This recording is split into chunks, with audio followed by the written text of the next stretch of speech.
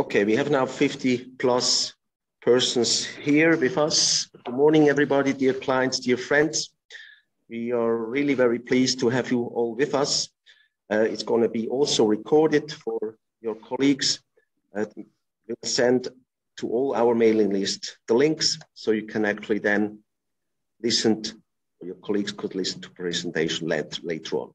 We have a full-fledged agenda. That's why I would not like to lose too much time. And I would like to jump immediately, basically, to the first slide. And that's the agenda. Just a second. Of today, we will start with Carlos from COVID-19 to inflation. Carlos, the floor is yours. Thank you, Alex. Well, good morning to everybody.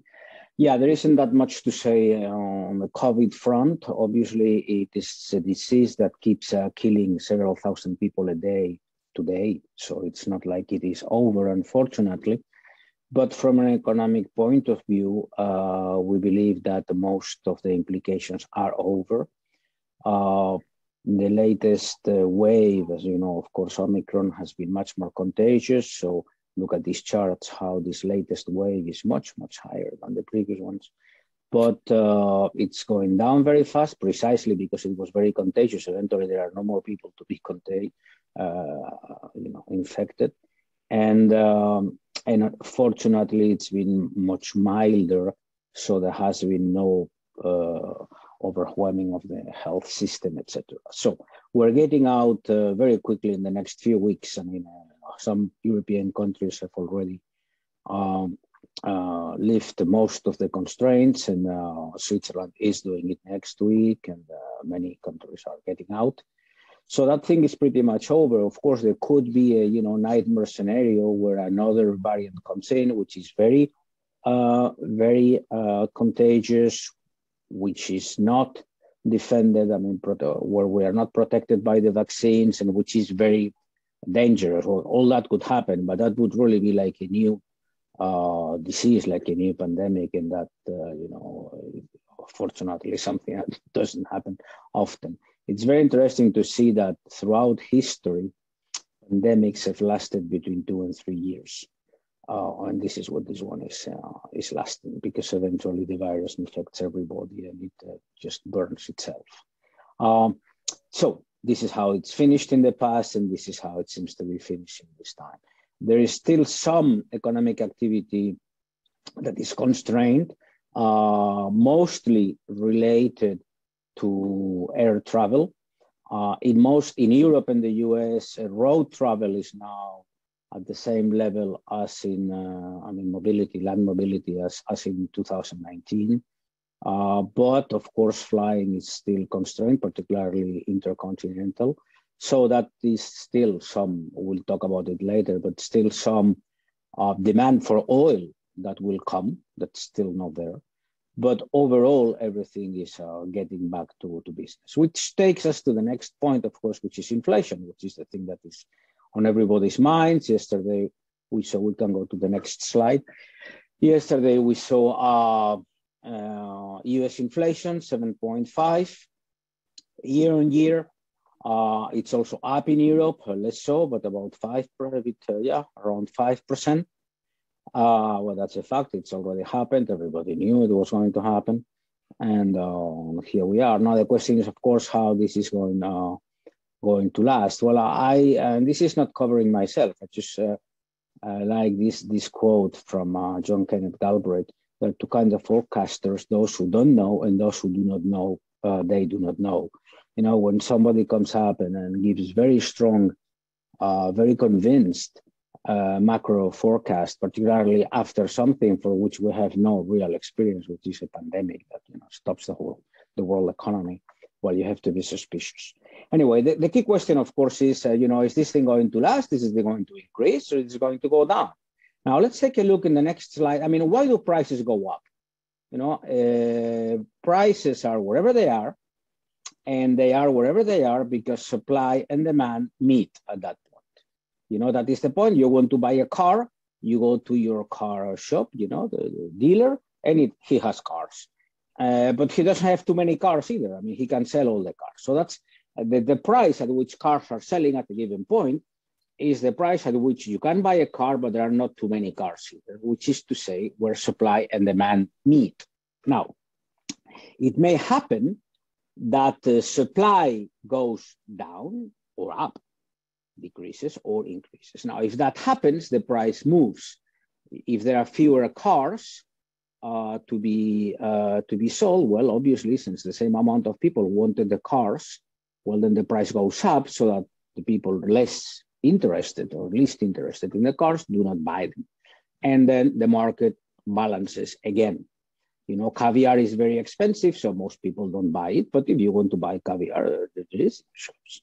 There's no problem. You know, the price, the market balances the thing. Now, demand can also move. At some point, people may be richer or poorer. Now, if people are richer, more people will want to buy a car or caviar. And if the amount is the same, the price will go up. And if people are poorer, fewer people. Anyway, so this is why prices move. Now, prices have moved, so inflation, many prices have moved in the last year because both supply and demand have moved in the wrong way for prices. Supply is lower because the supply chain was broken in many times. For instance, to go back to the example of cars, as we all know, Ford, for instance, Ford in the US gave notice just last week that they're stopping or reducing production in 8 plants because they don't have the chips, the microprocessors necessary. Now, that is from a point of view of the volume, like 0.5% of the car.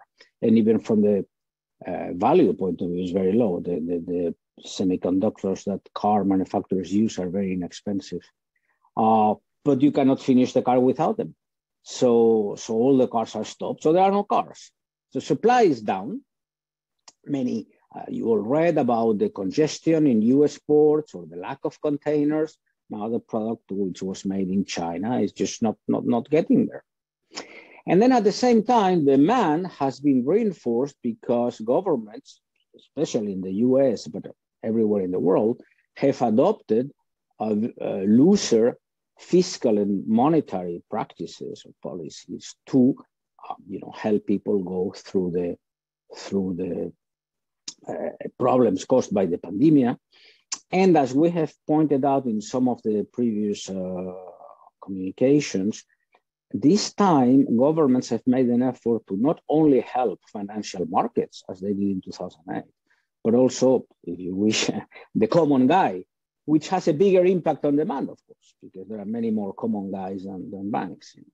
So all this has pushed prices up, and that's clear. Everybody understands this. Now, the question is are prices going to continue going up? Well, for prices to continue going up, if you take the little, very simplified chart here, the second one, now the things have moved and the price is high. For prices to be still higher next year, the lines would have to move again. Now, do you think that the supply chain is going to get worse? Do you think that the fiscal and monetary policies are going to get looser? If that is the case, prices will keep going up. But if the supply chain problems get, if not completely solved, at least become less bad, and if authorities adopt a more normal fiscal and monetary stance, we should see a gradual decrease of inflation. That doesn't mean a decrease of prices. Inflation is not the price, it's the increase of the prices. So prices may increase in the next few, and they will increase in the next few months, but probably, but less. And this would be the base case, that inflation little by little goes down towards 2-3%, which is what the markets wanted.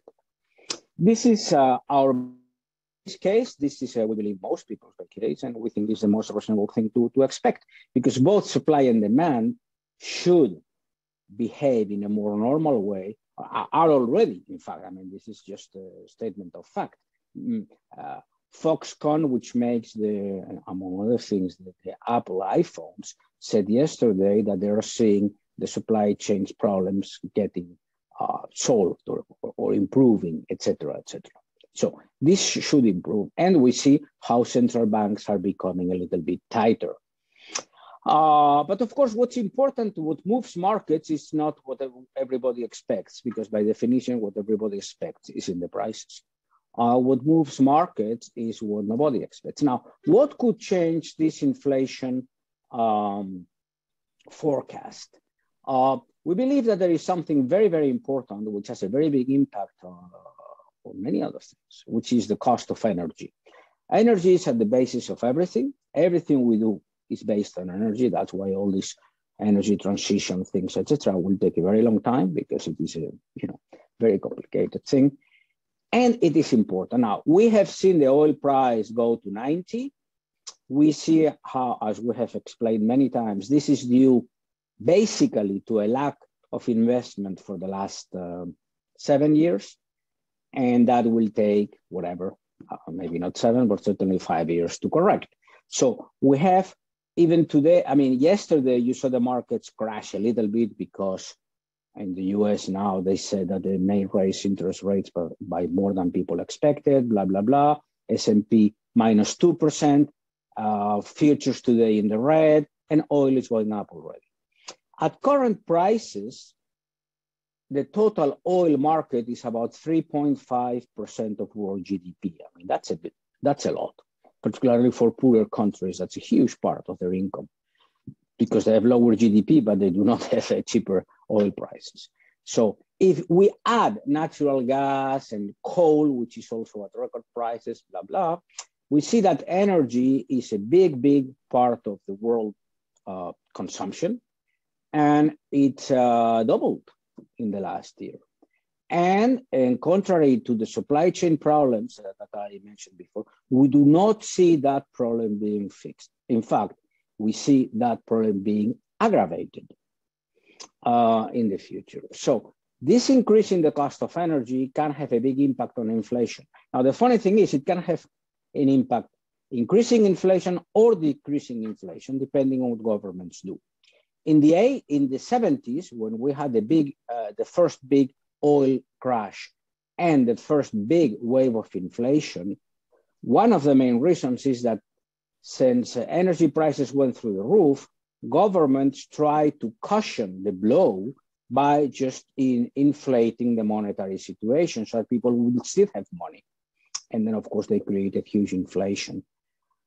Of course, if governments do not do anything about it, and now people in Europe have to pay 300-400 euro per month more in electricity and gas, as they did before in gasoline, well, that if all other things being equal, that means there are 400 euro fewer to spend on other things.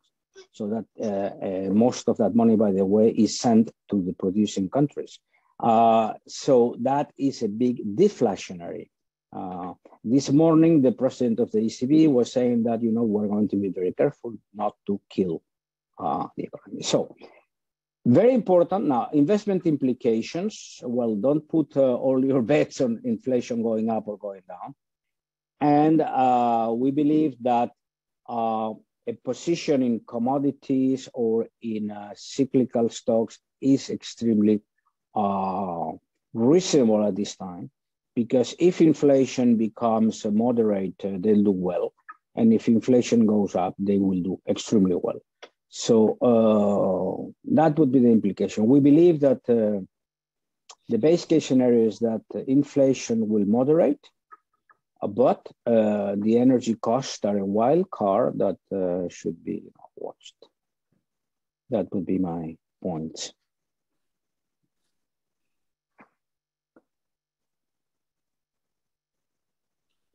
Can't hear you, Alex. Okay, I guess I should start. So Alex, if you can go to the exactly here. I want to start with where are we in the cycle? We often ask these questions ourselves, not because we invest on where are we, but it's important to know what is the macro situation, what is the top-down view from 10,000 feet. So 20 and 21, as Carlos was saying, were exceptional years due to the pandemic.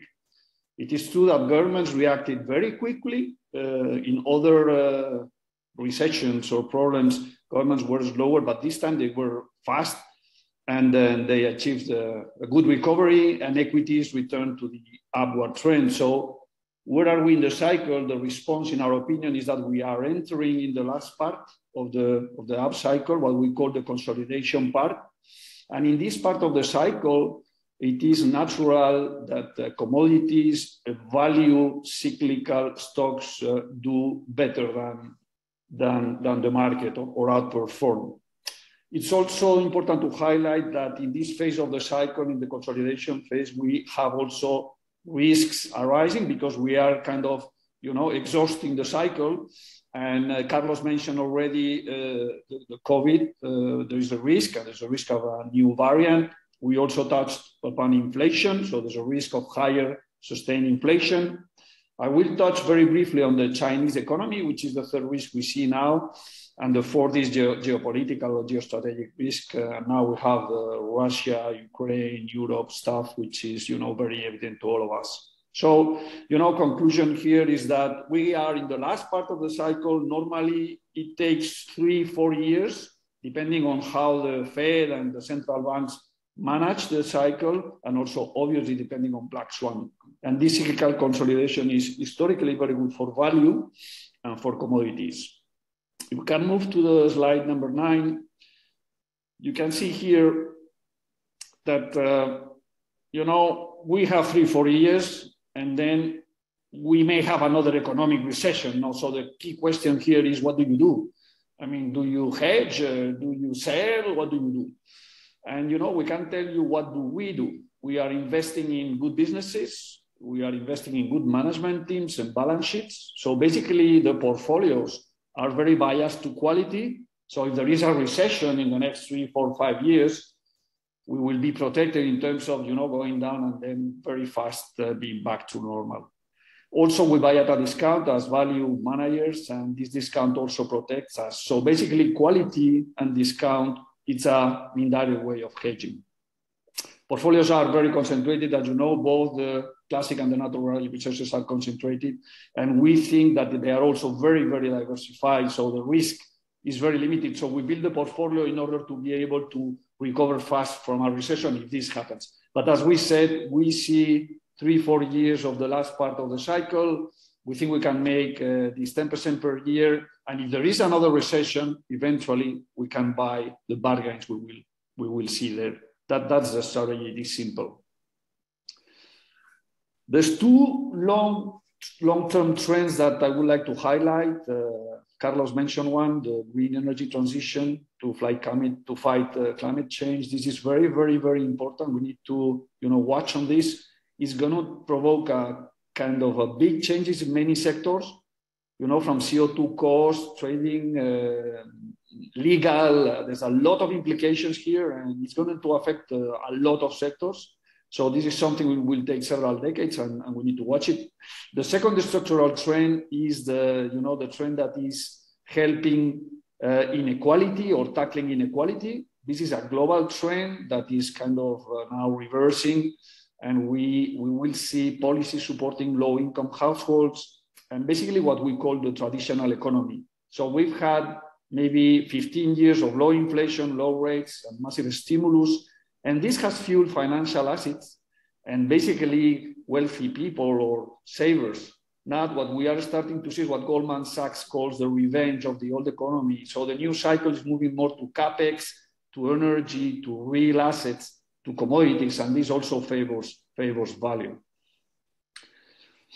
In the slide 15, just a quick word on China. This is a risk we wanted to highlight. So basically, China is very difficult to understand what is going there and more have a kind of grip on where the economy will go. But if we base our estimates on our experience, China, the government has been able to re-instrument the recovery many, many times in the past 2-3 decades. As risks, we see the property cycle, which is slowing down, consumer, which is a bit depressed and needs to be reactivated, and the crackdown on technology, that would be the risks. And on the positive side, exports, public spending, infrastructures, and fiscal and monetary conditions easing. So we think, as Goldman puts here in numbers, that this year probably will be the lower GDP growth in China, maybe 4.5, and then from there, a slow and gradual rebound. In the next slide, Alex, just, every December, we take a look to the markets in order to understand and get grip on where are the markets, globally speaking.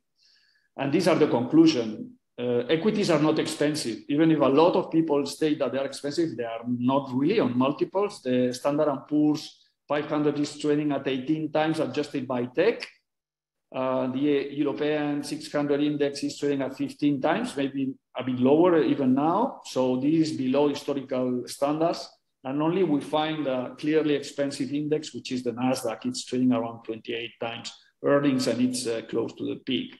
So this is not really surprising in the moment of the cycle we are. What is a bit surprising is the corporate profits. And the issue is there. It's, higher operating margins, lower financial expenses, lower taxes. Returns are well above historical means. So, we may say markets are not expensive, but profits are a little bit inflated. I'm not to extend too much here, but two sectors we find expensive: technology and quality industrials, and two cheap: energy and financials. And as cheap sectors, we would highlight Europe, Brazil, Russia, China, energy, financials, consumer discretionary, health, value, small caps, and commodities. We are not basing our investments in this, but this helps us not to make mistakes.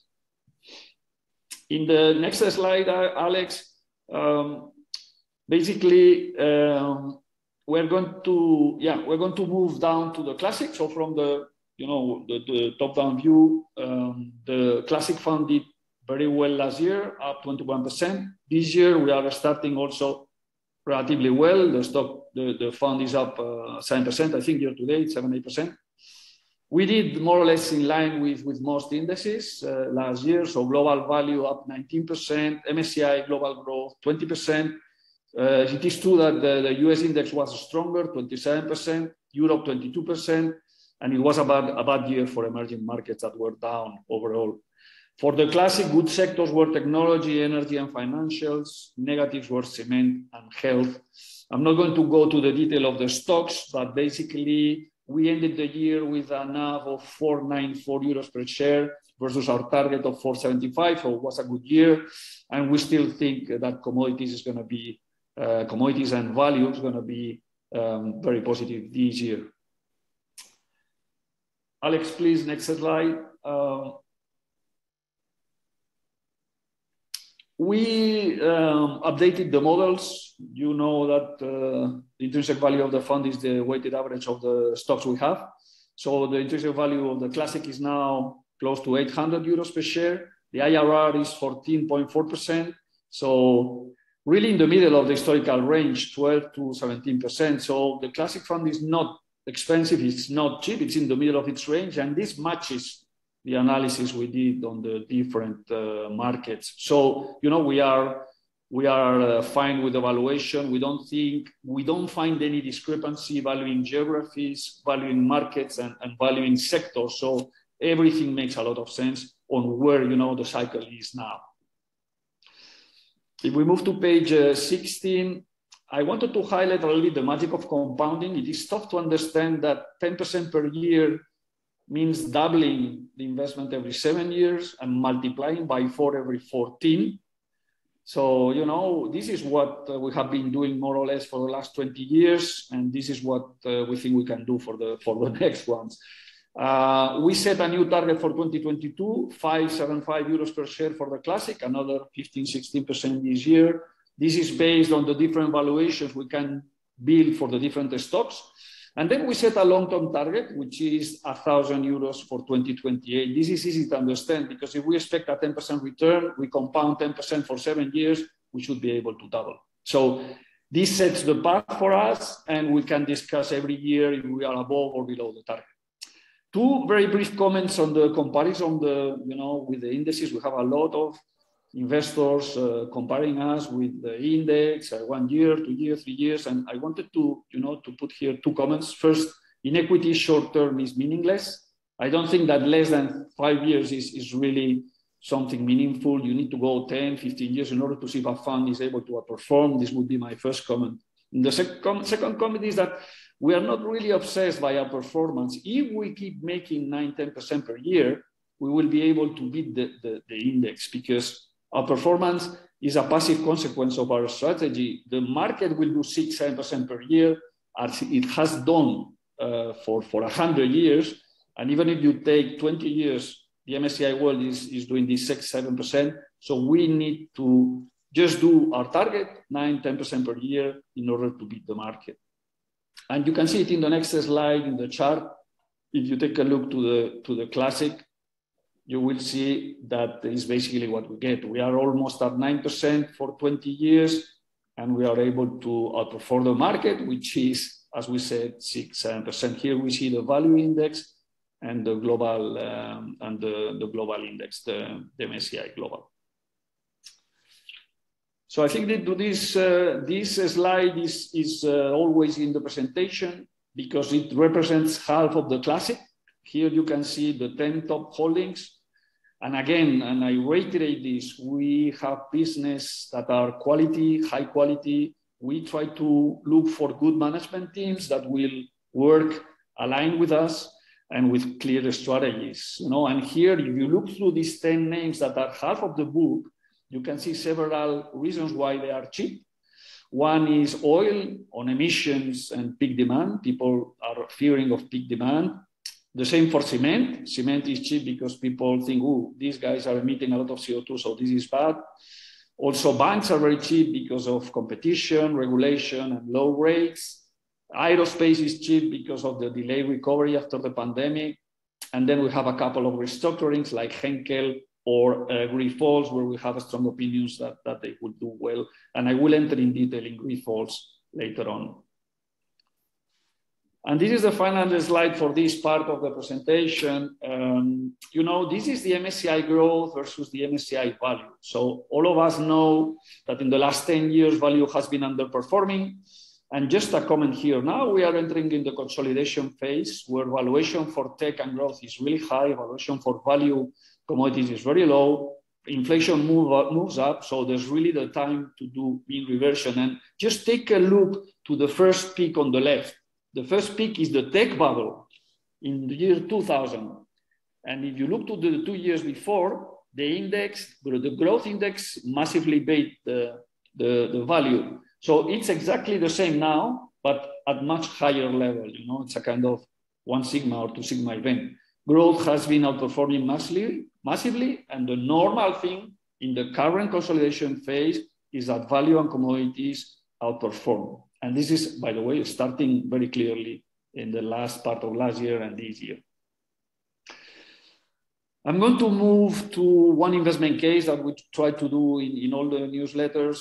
So Grifols, why Grifols? Because it was the worst stock last year for the classic. It's unbelievable how a quality company, a quality business, a quality compounder can be the worst stock last year.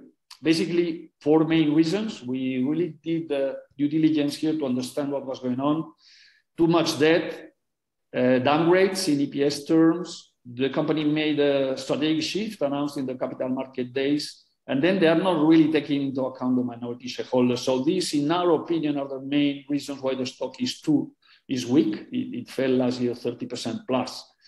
In our opinion, the debt level is not a problem.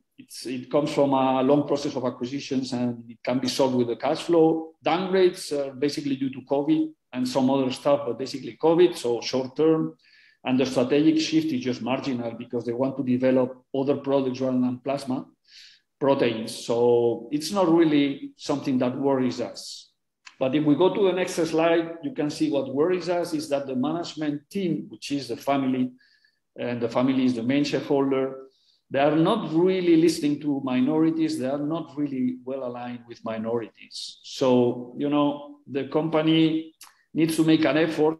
The communication is okay, but it can improve. The acquisition need to take a look also to return some capital, not only technology or market size. and the balance sheet needs to be restored. So we did a big due diligence last year. We did twice in the year, and we didn't find any serious problem in the business per se. So it's good news. And then the acquisition of Biotest last year, in our opinion, is a very positive surprise. And in the next 2-3 years, we will see the numbers coming to the P&L.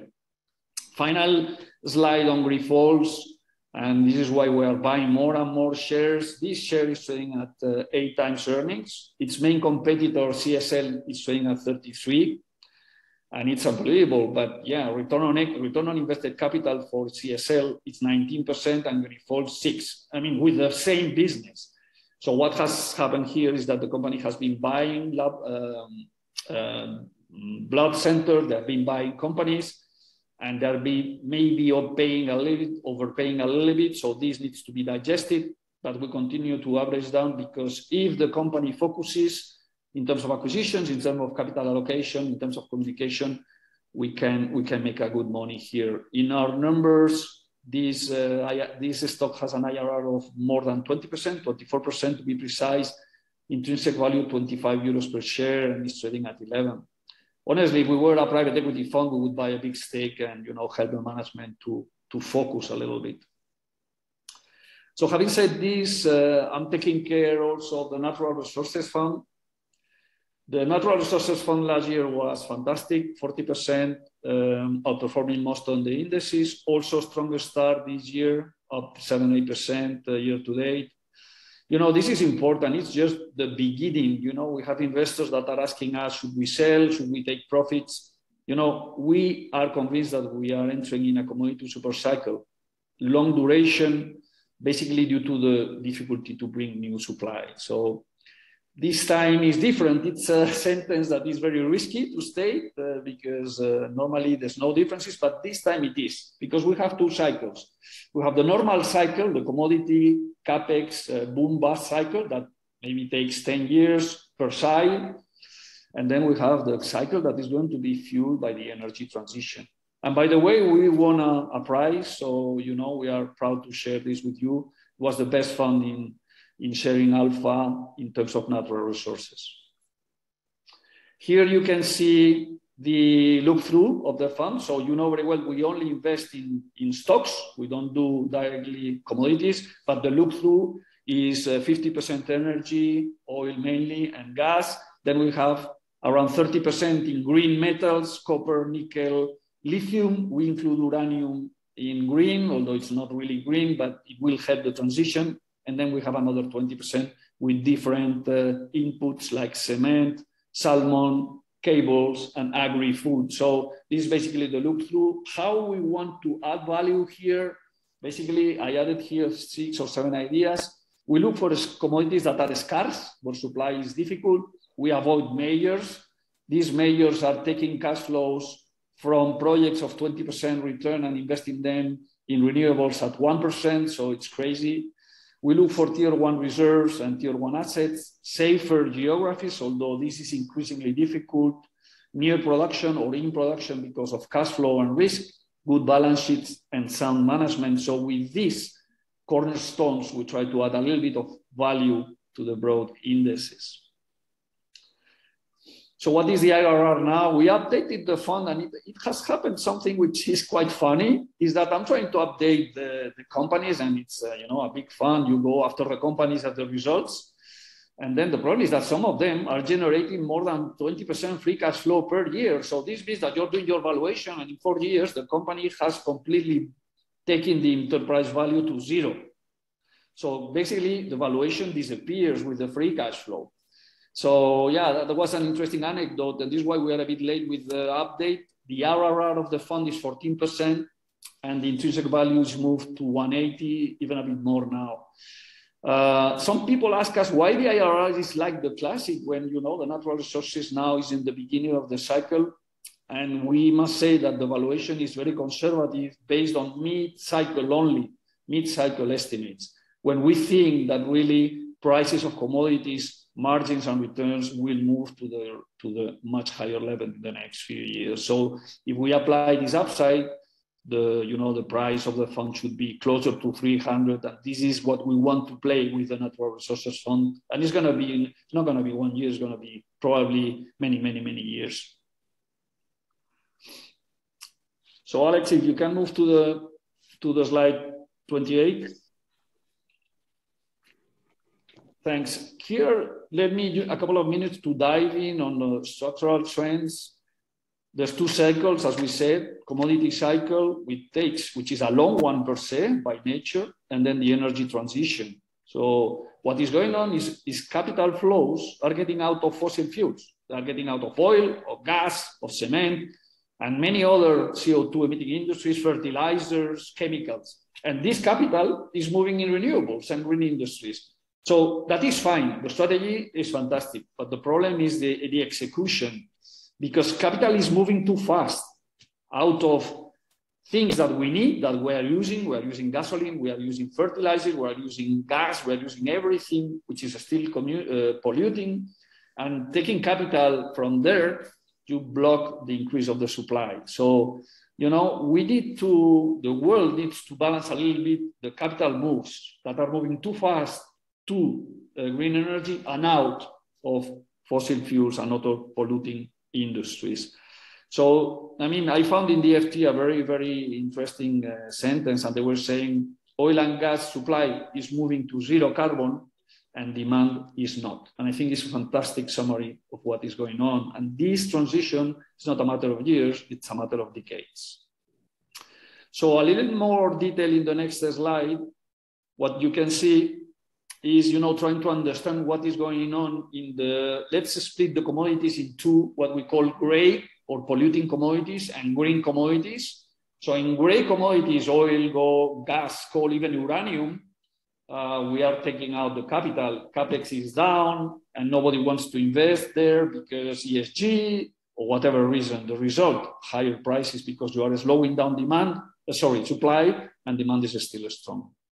If you go to the other side of the equation, on the green commodities, basically green metals, what we discussed, copper, nickel, lithium, etc., what we are seeing is a huge acceleration in demand, but the supply is very limited because building a mine, bringing a new mine is really a huge effort. You have even projects that are being blocked here and there. So, basically the conclusion is we are entering in an era where emitting CO2 is going to be very, very, very expensive, and this is feeding through the different sectors.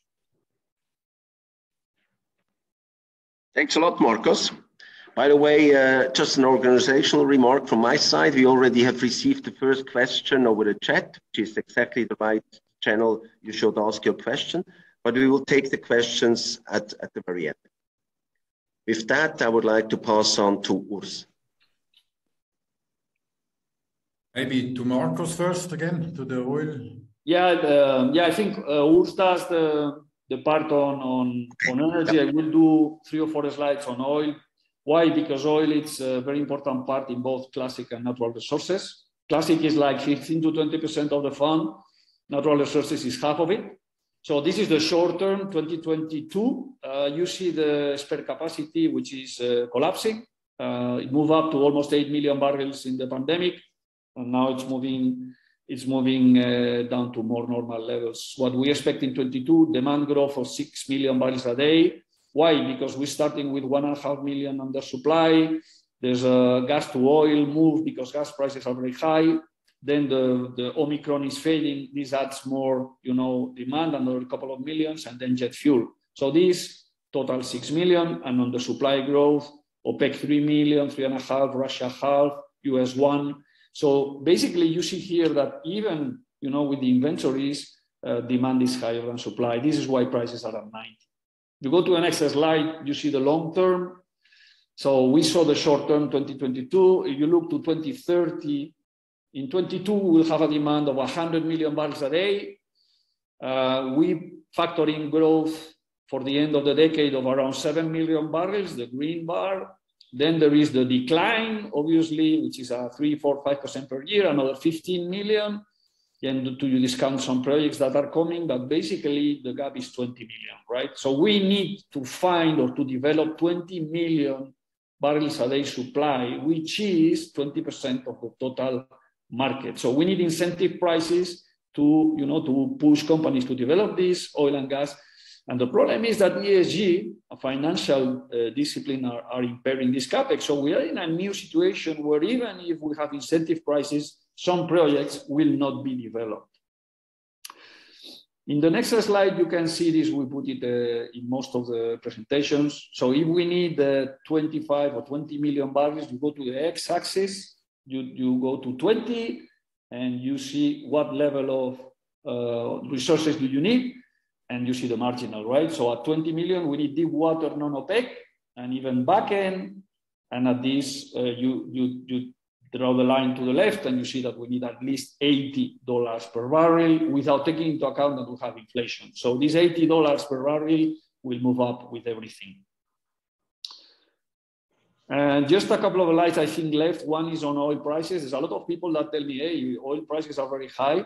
And this is a perspective that nobody, wants to discuss. Oil prices in the early 90s were hovering around 40. Now we are hovering around 80, which is okay. It's doubling over 30 years. It's a 2% increase per year. So, oil prices are not expensive versus many, many other things. We need 80, 90 to incentivize supply. And what we say, ESG is blocking all these mechanisms. One important thing I wanted to highlight here that not many people comment on is the CO2 cost, okay? All these prices do not factor in the CO2 cost, because in the US, in most of the geographies where we produce oil, these companies do not pay cost of CO2 emissions. So if at one point we need to factor in CO2 emission trading scheme or taxes or tariffs, the impact in prices will be much higher. And in terms of valuation, just, it's unbelievable because, we've been discussing the sector for many years in terms of EBITDA, it's trading below 5 times. Look at the rest of the sector. So it's the cheapest sector in the indices. And I think I have 2 very fast slides as conclusions. On oil, it's very easy. Supply is very constrained. And we have ESG and financial discipline on top of the cake. Demand is very sticky, as you know. So all of us have a gasoline car and need to travel to the school and to buy food. So very, very sticky, very, very inelastic. We need 20 million barrels, 600 billion capex per year, only 600 billion needed. And we have 2 problems. One is how to invest in oil because it's not really ESG compliant. And the second is, as we said, demand is very inelastic. So if supply does not react, we will see prices at 3-digit. And this is our scenario. We think that supply will be impaired by these new ESG and legal and emissions regulations. And the conclusion for the natural resources is my final slide. I'm sorry to take so much time. So the natural resources is very well positioned for the cycle. We have 2 cycles in parallel. Energy reduce supply, sticky demand, and miners reduce supply. So low valuation in energy. In mining, we find valuation a bit more mid-cycle. And the fund is protection, is pure protection against inflation because the best protection is equities. And within equities, commodities is a good protection for inflation. So I will conclude with that. Thanks a lot. And I hand over to Urs. Thank you, Marcos. So I will have a few words about the gas situation in Europe. I thought that's an actual topic. So please keep in mind, even if we talk about oil or companies are stating, every company is stating its production or reserves in barrels of oil equivalent, but virtually every company has at least 50% gas exposure. So in general, we all know the problem. These are the projections for the electricity demand or needs of the world. It's going to double in the next 20 years. It's a bit the thing what Putin calls the golden billion. It's 1 billion people on the world who consume everything and the rest virtually nothing. In energy, it's 10% of the world's population, which consumes 70% of energy. And we all know these charts about per capita consumption in all these populated countries in the world, which do want to have a better standard of living. So the world is going to be in more and more competition about resources between these all populated countries, particularly in Asia, which has a very low per capita consumption of resources. and a very young population in general. So maybe on the next slide, Alex, that's a bit an interesting chart just in Europe, which I want to focus a bit what you see there and what is the kind of energy consumption. It has to be said then worldwide, out of the electricity production, 80% is produced by boiling water, and therefrom 10% with nuclear and the rest with gas and coal. And of the remaining 20%, 75% is hydro. A bit of wind where it's windy, solar is virtually inexistent. And this is the situation. Within the energy mix, we have a clear trend that gas is growing fast and taking market share of coal, because particularly China, for example, wants to decarbonize its electricity production. And so we were going to have more and more competition for gas. Maybe the next slide, Alex. So the actual situation in Europe is that we have a very low level of gas storage, which was foreseeable. I mean, Europe was warned for years about that. It came by decline production, which is structural in Europe.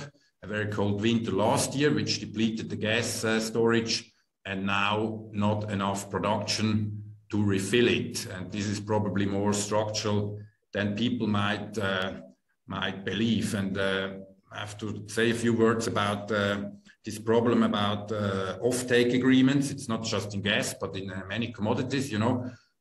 Not everything is for sale to every person. I mean, you can put the gold bar in a plane, or oil is very flexible, but in many commodities like gas, which most of it's piped, you know, you need to have an off-take agreement at the end of the pipeline. Similar in ore, where you need to have a refinery which guarantees to take your ore, because you cannot sell ore, only refined metal. And this is what, for example, Europe was believing, that we are always in a buyer's market. There's too much gas anyway, so they didn't want to commit for gas for 30 years, like China is doing with Gazprom. So therefore, there was not enough investments into production and particularly transport capacity. I mean, let's take the situation with Blue Stream, which has not been built, or of course the quite crazy situation with Nord Stream. It's a bit ridiculous. No, it would be like if you own a ski resort in Switzerland, you have very good snow conditions and you don't open up the ski lifts, and afterwards you complain about the tourists not buying season tickets and ski tickets. But for the next slide, I want to show you quickly what is really the situation on the supply side. It might be a bit different than what you read in press. Gazprom was able to export around 5% more gas outside of the former Soviet Union, and to big countries or their biggest customer like Germany, it was nearly double digit. Italy, it was 20%, and Turkey is an outlier with 60%. This is because they opened Turk Stream. So it's not the case that Russia or Gazprom did not provide more gas to Europe. And you can be lucky, by the way, that a lot of this gas comes under long-term contracts. Otherwise, if you would have to pay spot prices for everything, you would probably pay 10 times more instead of maybe 50%. The other big supplier, Norway, was also able to around export 5% more. Casco is the Norwegian pipeline system from the Norwegian continental shelf, which goes to Europe and Great Britain. It's nearly 8,000 kilometers of pipeline. Gazprom, as a comparison, has nearly 200,000 kilometers of pipeline. But here you see the same. You don't blame Norway, or nobody blames Norway to try to starve out Europe and not delivering gas. So they were also able to increase 5%, but also not more. And maybe next slide.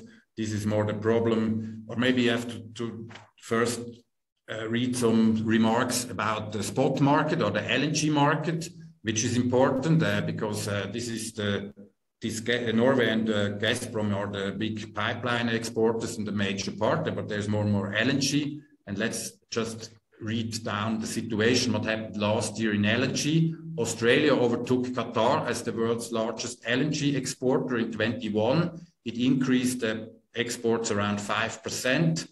Australia shipped its LNG supplies exclusively to Asia, except for 2 partial cargoes with 30,000 tons that was going to Spain. So LNG had a huge increase in production, but virtually nothing came to Europe. It should be our ally, but they didn't help us, it seems. Qatar boosted its export to Asia and Latin America at the expense of Europe last year. It delivered 59 million tons of LNG to Asia, and the exports to Europe fell by 23%. And the third largest LNG exporter is the US, which overtook Malaysia some 2 or 3 years ago. So the US had a strong increase in LNG production and exports. Exports to Asia climbed 48% last year. Europe rose 32%, and shipments to Latin America doubled. So also the US exports, the growth in the exports were the lowest to Europe. And of course, now you can say these are very bad people, these Qatari and Americans and the Australians not helping us with our gas shortage. Keep in mind, Australia is part of the Commonwealth, and in the UK, we even had to shut down the fertilizer production. So this is going to have some impact. But of course, these are not bad people. We have a shortage in electricity all over the world.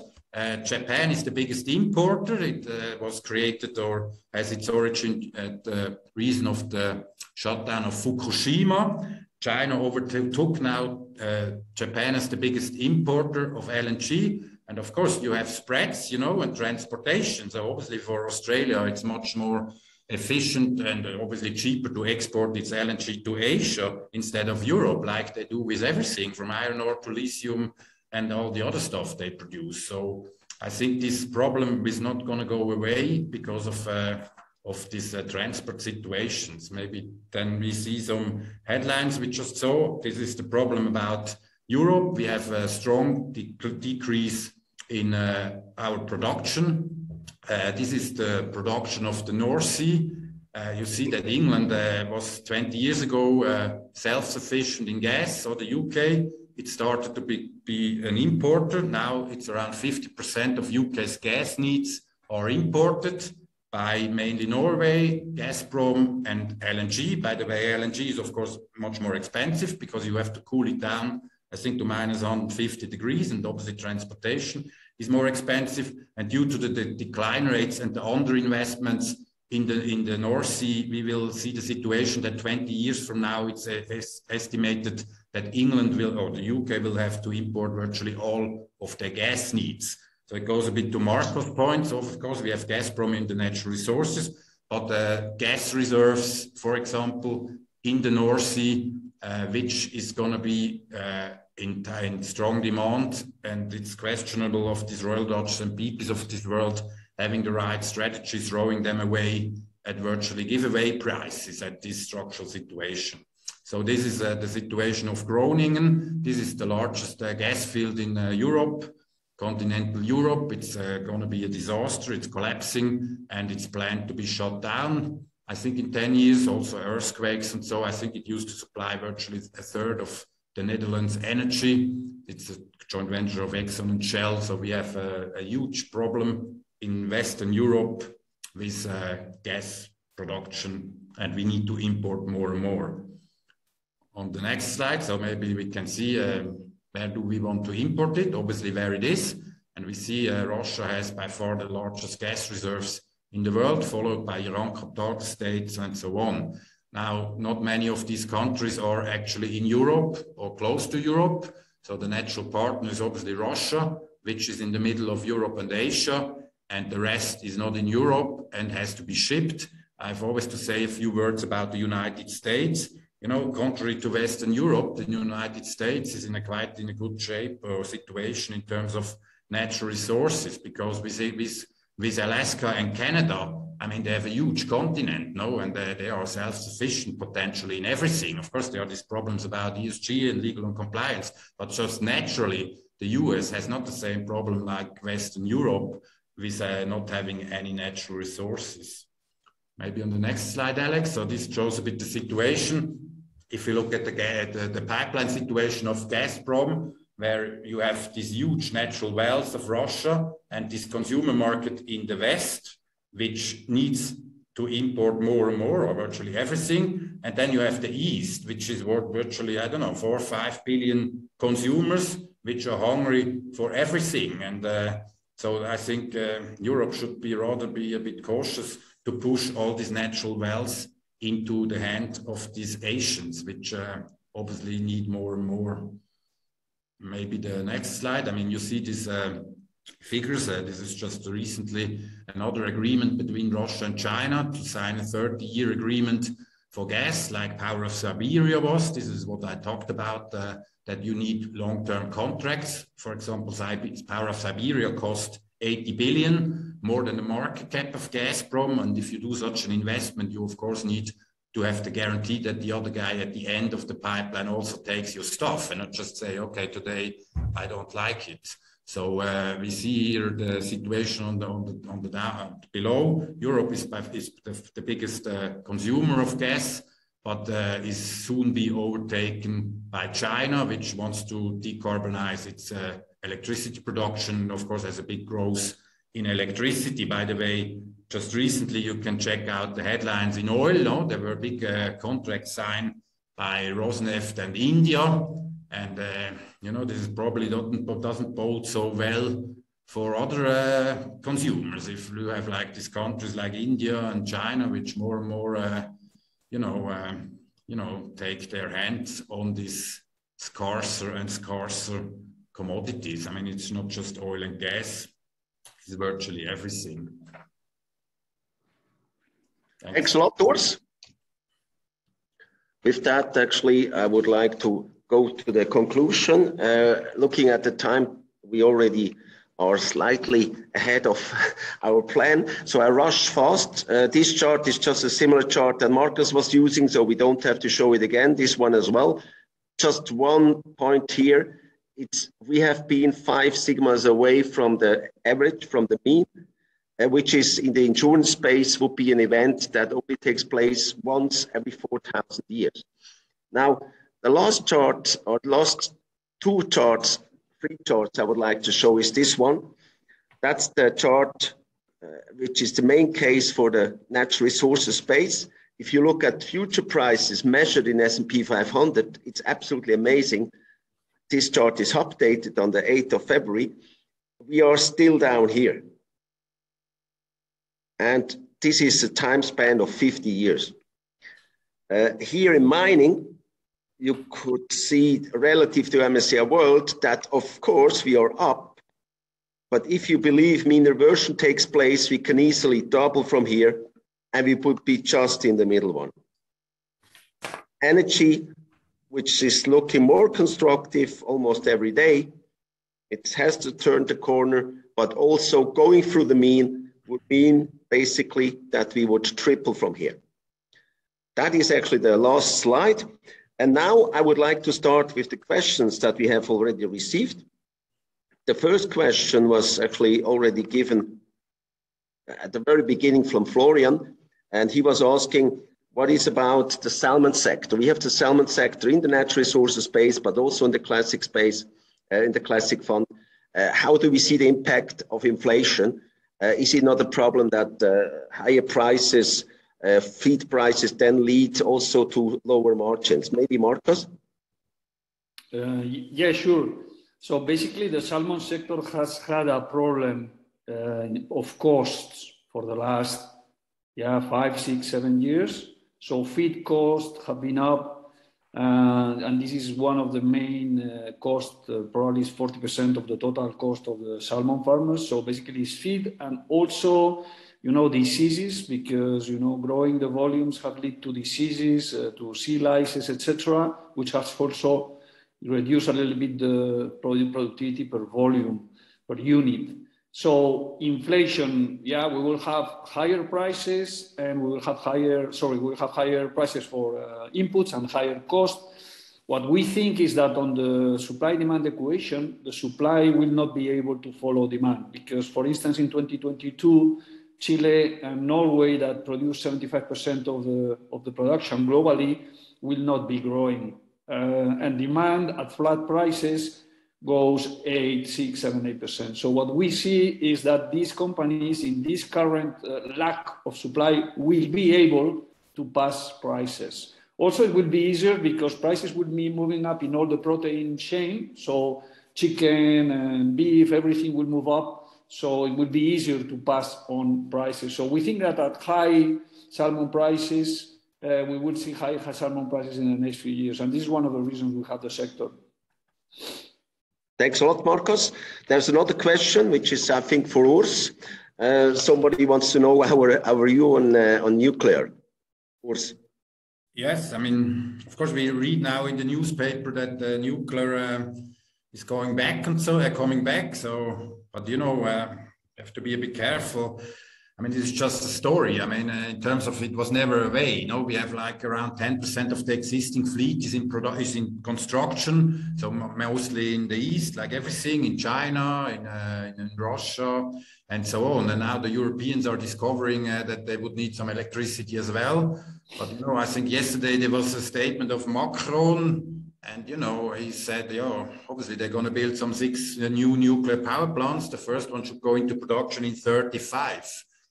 So we will see how fast this is going. I mean, I just always say, you know, check out how difficult it is to build a football stadium in Switzerland for 18,000 people because of the shadow and so. So I'm not so optimistic that we will see, you know, a huge jump in the demand of uranium. But I mean, you know, with 10% in construction, it will be connected to the grid. So we will see a demand growth of probably 2%. And of course, the risk is rather on the upside. But the problem is rather, as Marcos said, like everywhere, is the supply side.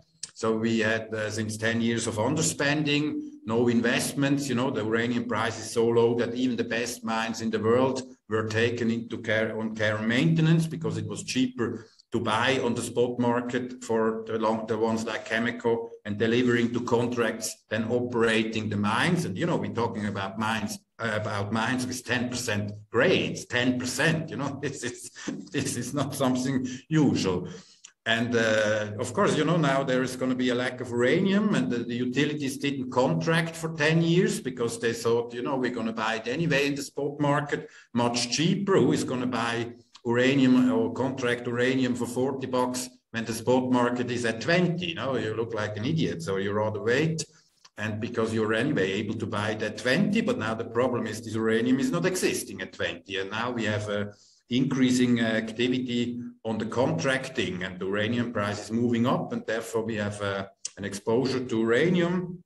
There is the situation that only 2 companies are actually producers which you can buy, which is Kazatomprom and Cameco, which account for 50% of the mine production, and the rest, what you read about uranium stocks, they are not really uranium stocks. They have projects or even other projects than uranium, but the production of the other 50% is actually coming from government-owned companies like Novo in Uzbekistan, like Rosatom, or it is a byproduct from other mines like BHP's Olympic Dam, copper gold mine. So these are only 2 mines or companies which are available for us, and we have a position in these companies, and we will keep that, and it is strategic.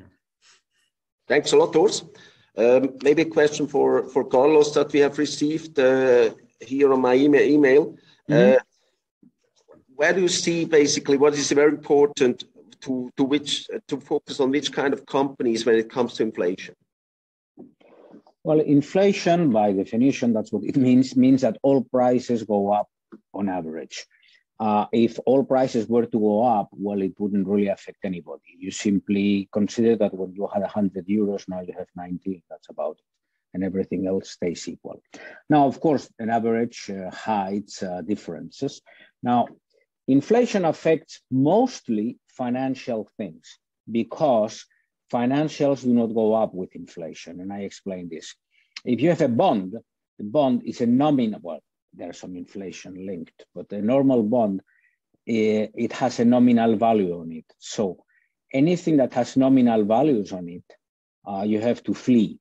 Now, a company that has a lot of debt on fixed, long-term fixed terms is a winner from inflation. And a company that is owed debt, or anybody who owns lots of debt at a fixed rate, is a loser from inflation. From the point of view of the ability of companies to raise prices, again, if there is inflation, everybody raises prices because that's what inflation means. But again, some companies can do it more easily than others. Which companies can raise prices more easily? Those for whose clients buying the thing is not optional. Well, that falls mostly on industrial commodities. Nobody buys copper because they feel like buying copper or because copper looks cheap today. You buy copper when you are making electrical things. And if copper goes up, you keep buying copper because your option is to stop making electrical things. So any company that produces something that the clients need or that represents relatively little amount of money, like good consumer brands, etc., which has some sort of differentiation, can raise prices. Now, companies like, for instance, in consumer products, which are selling products which are not really very differentiated, but people still buy them because of kind of inertia. When they go to the supermarket and they see that the thing is up 5-10%, and you have a generic product that is very similar, that is up only 2-3%, or it is up also 5%, but from a lower price, well, they may give it a try. So in general, you have to take a look at the financial position of the company, whether it's a net seller, a net debtor, or a net creditor. That can have an impact. In most companies, this is not very important. It could be important for banks, things like that. And in general, companies would sell things whose clients must buy. And that's why commodity producing companies or equities are such a great investment in times of inflation, because it is not optional. I said before, oil is about 3.5% at current prices of world GDP. Well, copper is 0.3%, and we need it for everything as much as oil, or as much as oxygen to breathe, because it's on the basis of electricity. So these things will sell with no problem. Thanks a lot, Carlos. There was another question actually coming if you are already investing in green energy companies.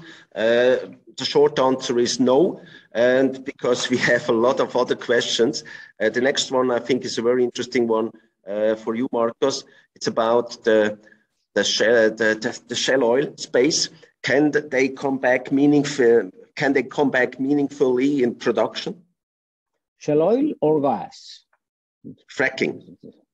Well, yeah, but the question is about shale gas, I think. Shale gas. Yeah. Okay, yeah. On the green, we are making an effort, just an observation. We are making an effort in order to invest in green energy. So it's very difficult because the supply is very short. So really green projects are limited in number, and there's a huge interest in them. So the price are really, really high. So really returns for wind energy, for solar, for all this space, it's very difficult. It is a very crowded part of the market. But we found two companies that we are buying on the cheap that are producing cables, Prysmian and Nexans. It's a small position, but if the stocks do bad, we will increase it because we see them as a kind of green player in the industry because they will be in the middle of the, electrification, supplying the cables. Just a quick word this. On shale, so with the current prices, in oil it's easier because oil, you see that supply is somewhat limited and that we need to invest a lot of money, and this takes a lot of money and time in order to bring supply. This is why we are a bit more positive in oil. In gas, what we think is that shale will grow in both, in oil and gas. So the supply will grow, in shale gas will grow, and prices, in our view, will be at marginal, at least, around $3.5 an MCF.